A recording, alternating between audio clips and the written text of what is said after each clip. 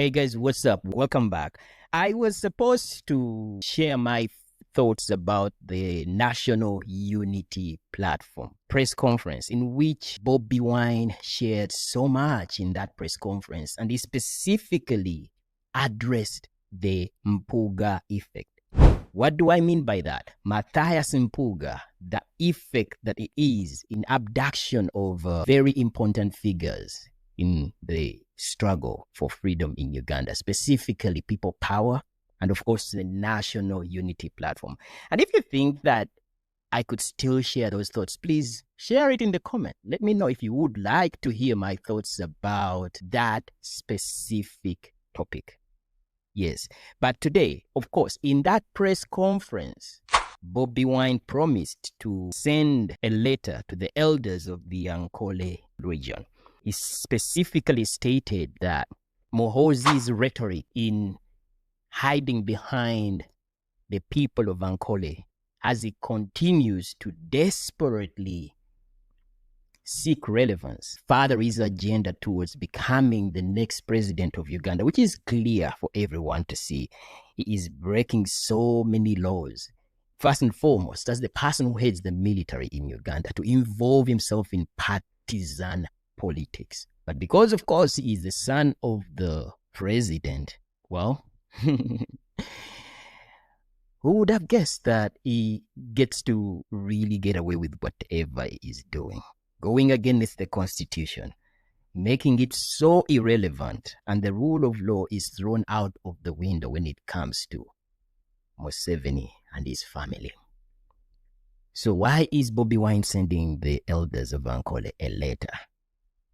It is all because of the tweet when he published the picture of a tortured Eddie Mutwe. Eddie Mutwe, if any of you does not know whom I'm referring to, please watch my previous video about Eddie Mutwe.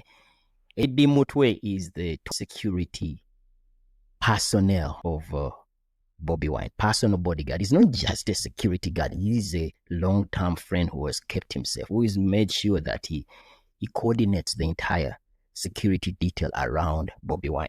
Why does an opposition member need such extensive security? You must know that his life is under threat. For Museveni and his family, it feels like this is their personal estate. Uganda is their personal estate, and anybody who dares to challenge them, anybody who dares to stand for president and garners as much interest or popularity or even support just at the scale of which Bobi Wine has managed to achieve, your life is in danger. There have been several attempts on this man's life. So with his security being headed by one of his trusted comrades, he was abducted and eventually remanded.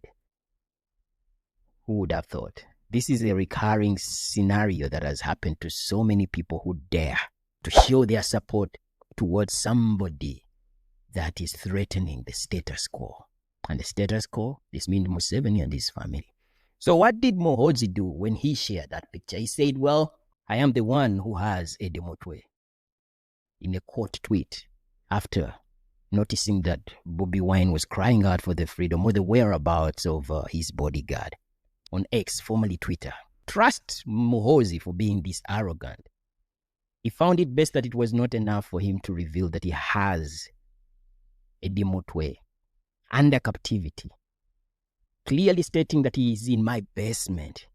That would have been enough.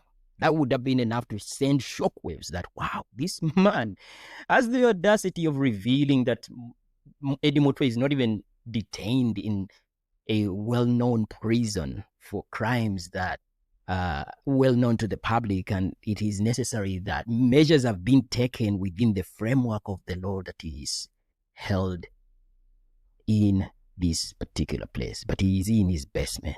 So he said that in itself would have been enough to send shockwaves. But he took it a notch higher. He took it a step further by stating that, well, he's learning Runyankore. For those of you who do not know, Runyankore is a language that is spoken mostly in the western part of the region. And it so happens to be that the majority of the people that are in charge of our country come from that region. So This is a man like a dog when you're taking a dog to walk and it is peeing over there, or when it's even a stray dog that keeps marking its territory. This is Muhoozi's way of marking his territory, of reassuring us of his supreme authority that he is aligned with the people of Ankole, based of the fact that they are the people in charge of Uganda.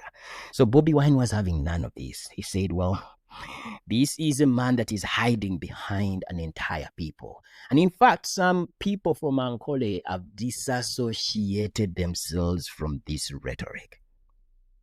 Yeah. So I'm just going to read an excerpt of the letter that Bobi Wine shared on his X account, on his X handle, formerly Twitter, and just an excerpt. And I will share my thoughts about this letter. He stated, he addressed it to a few people. Honorable Matthew Rukikaire, Nuwe Amanya Moshega, Justice Bat Magunda Katurebe, Eli Karuhanga, George Mondo Kagonyera, Mary Lutamwebwa. Well, I won't read all the names, there's quite a few. But he pointed out, he really made sure that he addressed this letter to a select few elders that I think I'm familiar with. Amanya Moshega is really an honorable man. He's a historical figure. He was once a member of the National Resistance Army, a so-called army that liberated Uganda. If that really was a liberation, that is another topic for us to discuss.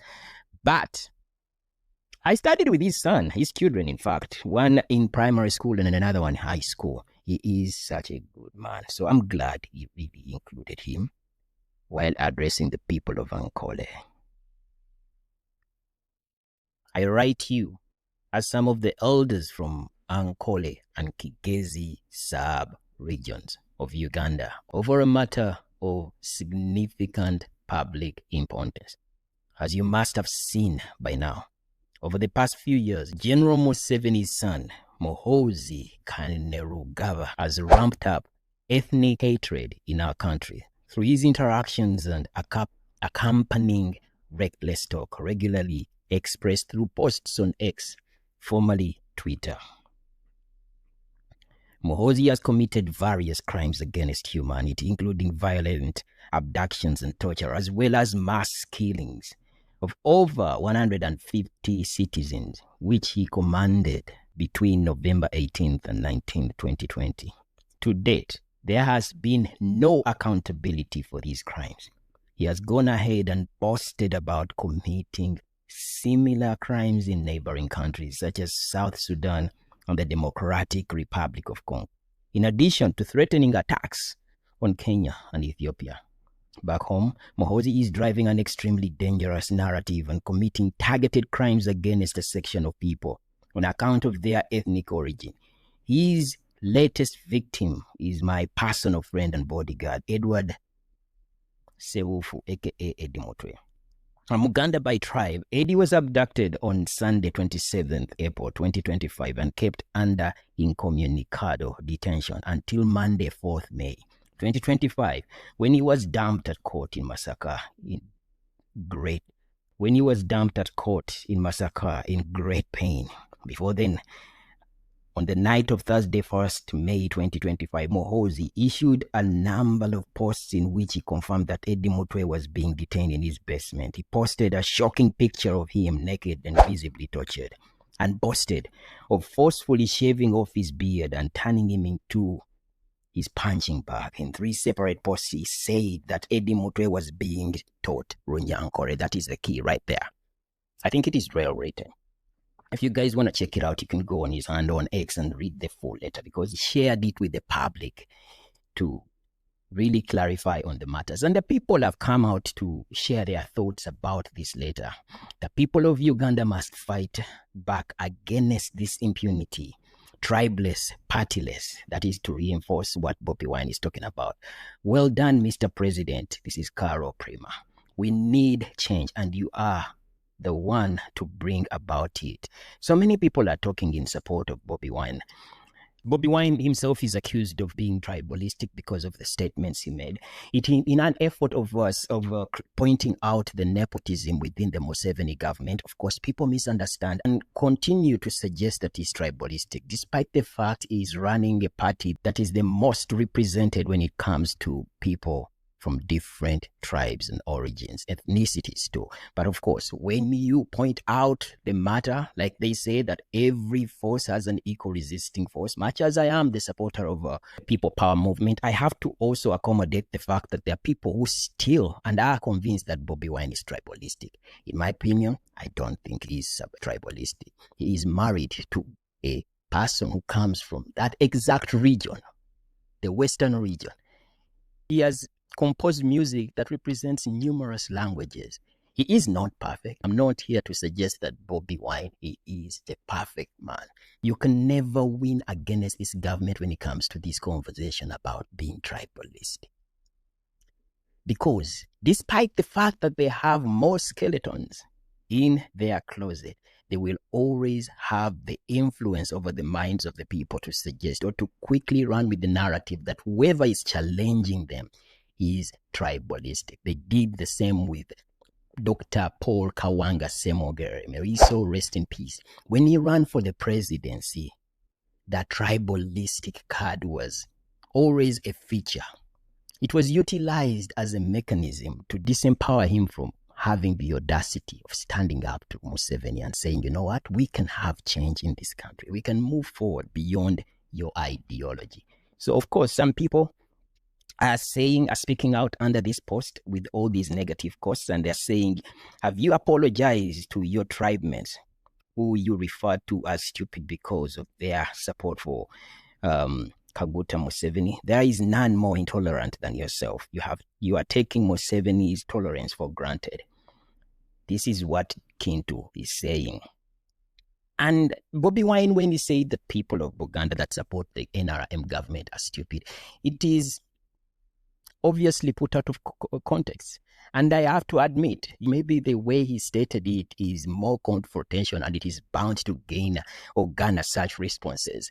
But when you revisit the context in which he was stating this, you will quickly understand that one of the most victimized regions in Uganda, when it comes to impunity, land grabbing, when it comes to being sidelined, when it comes to the attacks on ethnicity, the Baganda bear the brand.